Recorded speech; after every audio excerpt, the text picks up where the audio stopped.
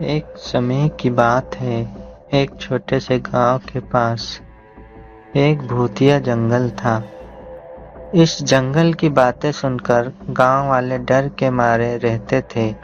एक रात एक बच्चा नामक लड़का अपने दादाजी से इस जंगल की कहानी सुनने के लिए परेशान हो गया। दादाजी ने कहा, बेटा, वह जंगल बहुत ही भूतिया है, लेकिन एक रहस्यमयी चीज जिसने इसे और भी रहस्यमयी बना दिया है।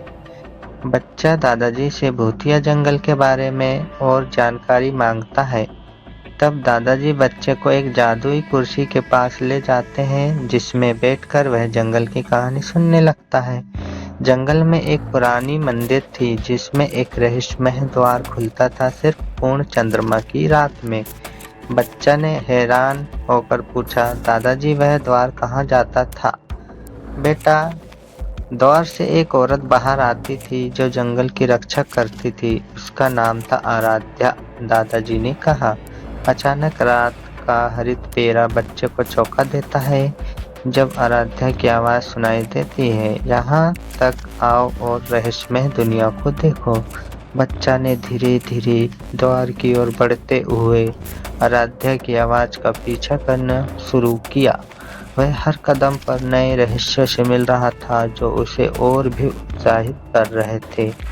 धीरे धीरे बच्चा और सुंदरी होता जा रहा था, जिसका दिल राहों में बहकर आराध्या की दिशा में बढ़ रहा था। अचानक एक और रहस्यमय द्वार आगे आ गया, जिसमें एक आश्चर्यजनक संसार छुपा हुआ था।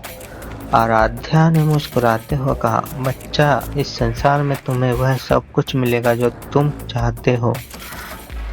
बच्चा ने आराध्या के साथ संसार में एक नए अद्भुत यात्रा शुरू की और इसी यात्रा में हर कदम पर एक नया रहस्य उसे मिलता गया।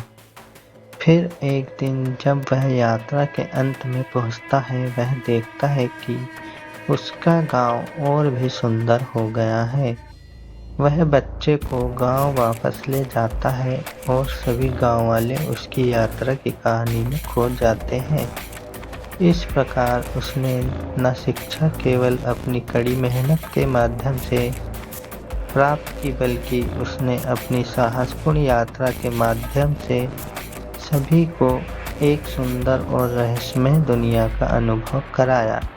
और इस खूबसूरत कहानी का अंत है, जब बच्चा अपने गांव के लोगों को यह सिखाता है कि जीवन में हमें कभी भी निराशा नहीं होना चाहिए, क्योंकि हर रात के बाद सुबह होती है और सुनहरा सवेरा हमें नए रहस्यों से मिलता है।